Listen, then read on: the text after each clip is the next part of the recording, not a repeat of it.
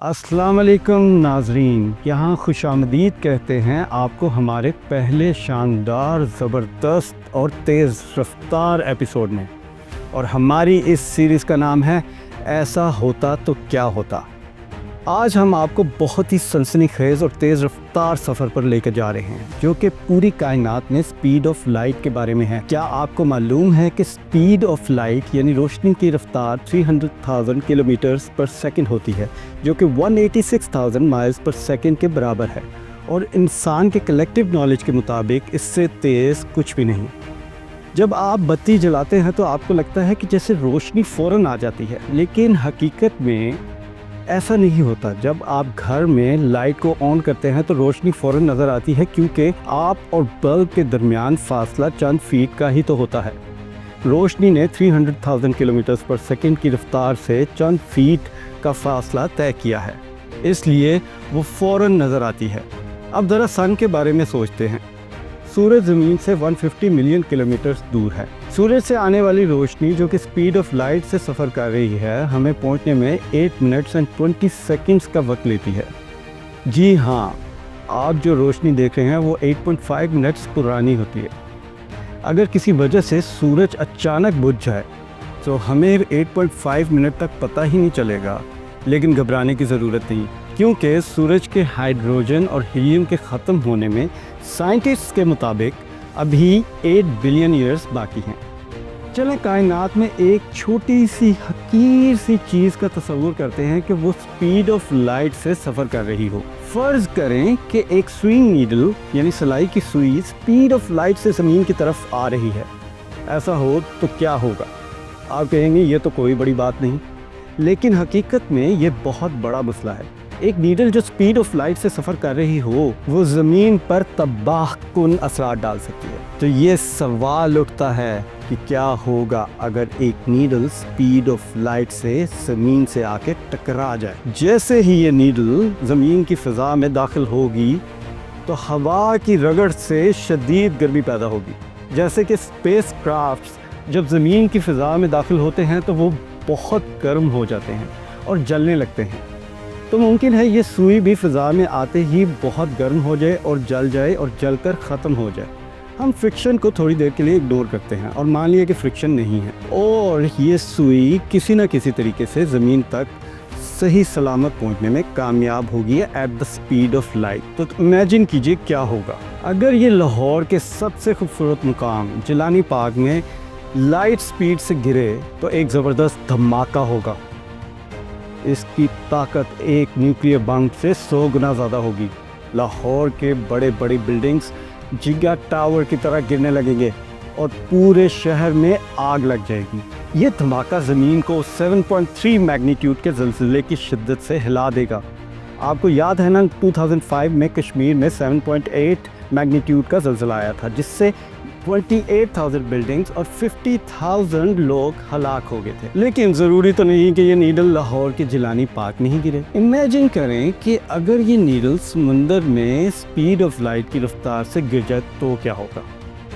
اگر یہ speed of light needle Karachi کے سمندر میں سپیڈ آف لائٹ سے گر جائے تو ایک بہت بڑی واٹر ایکسپلوژن ہوگی اور پانی کئی کلومیٹرز اوپر آ جائے گا۔ لیکن سائنٹسٹ کے مطابق یہ اتنا بڑا سونامی پیدا نہیں کرے گا جتنا ایک انڈر واٹر ارتھ کویک پیدا کرتا ہے، کیونکہ سونامی پیدا ہونے کے لیے لارج سکیل واٹر ڈسپلیسمنٹ ضروری ہوتی ہے، جو کہ ایک چھوٹے نقطے پر کبھی بھی دھماکہ ہونے سے نہیں ہو سکتی۔ لہٰذا کراچی والے بہت حد تک عبداللہ شاہ غازی کی کرامت سے بہت حد تک محفوظ ہیں۔ اور اب آپ امیجن کریں کہ اگر یہ نیڈل انسان کو ٹکرا جائے۔ جی ہاں، اگر یہ لائٹ سپیڈ نیڈل ایک انسان کو ٹکرا جائے تو ڈائریکٹلی وہ انسان سب سے زیادہ کائنیٹک انرجی ایبزارب کرے گا، اور اس کا نتیجہ کیا ہوگا؟ وہ فوراً سے ختم ہو جائے گا۔ شاید اس قدر تیزی سے وہ ختم ہو کہ اس کو محسوس بھی نہ ہو، یعنی it might be a very less painful death. اس کی مثال ایسے ہی ہے جیسے پسٹل کی گولی جو ہوتی تو بہت چھوٹی سی ہے لیکن کسی کو بھی مارنے کے لیے کافی ہوتی ہے۔ ایک بلٹ کی سپیڈ 1200 فیٹ پر سیکنڈ سے لے کر 2650 فیٹ پر سیکنڈ ہوتی ہے، جو کہ لائٹ کے مقابلے میں تو کچھ بھی نہیں۔ اور اب ہم سینیریو امیجن کرتے ہیں which seems to be the most devastating scenario۔ کیا ہوگا اگر ہماری وہی نیڈل کسی ایکٹیو والکینو میں سپیڈ آف لائٹ سے ہٹ کرے؟ یہ سب سے خطرناک منظرنامہ ہوگا۔ اگر لائٹ سپیڈ نیڈل کسی ایکٹیو والکینو میں جا گرے تو آگ اگلتی چٹانوں میں دراڑیں پیدا ہونا شروع ہو جائیں گی، جس سے ایک زبردست والکینک ایرپشن ہو سکتا ہے۔ جیولوجسٹ کے مطابق ایسا ہی کچھ 74,000 سال پہلے ٹوبا والکینو ایرپشن کے دوران ہوا تھا، جس نے تقریباً پوری انسانیت کو ختم کر کے رکھ دیا تھا۔ محض 2000 سے 20,000 کے درمیان لوگ زندہ بچے تھے۔ اور امیجن کیجئے کہ یہ اگر آج کے دن ہو جائے، والکینک ایش فضا میں پھیل جائے گی، 10 سال یا اس سے بھی زیادہ دیر تک سورج کی روشنی زمین تک پہنچنے سے رکی رہے گی۔ ویسے تو منظرنامہ بہت ہی عجیب ہے اور لاہور میں سموک کی صورت میں ہمیں نظر ہی آتا ہے۔ خیر، تو ہم واپس آتے ہیں والکینک ایش پر۔ یہ volcanic ash would result in nuclear winter، جس میں فصلیں اگنا بند ہو جائیں گی، درخت مرجھا جائیں گے اور خوراک کی شدید قلت پیدا ہوگی۔ ہاں، یہ بات الگ ہے کہ سدرن ہیمسفیئر میں یعنی آسٹریلیا اور نیوزی لینڈ جیسے ممالک میں شاید لمیٹڈ فوڈ پروڈکشن کے ذرائع سے زیادہ بچنے والے انسانوں کو سہارا دے سکیں گے۔ That's why I love Australia down under۔ لیکن دنیا کی 8 بلین پاپولیشن میں سے زیادہ تر لوگ نہیں بچ سکیں گے۔ تو آج کے ویلوگ سے کیا نتیجہ نکلتا ہے؟ کوئی تو ہے جو نظام ہستی چلا رہا ہے، وہی خدا ہے۔ تو دوستو، یہ سب کچھ سننے کے بعد زیادہ پریشان ہونے کی ضرورت نہیں، اور اس لیے سکون سے رہیں۔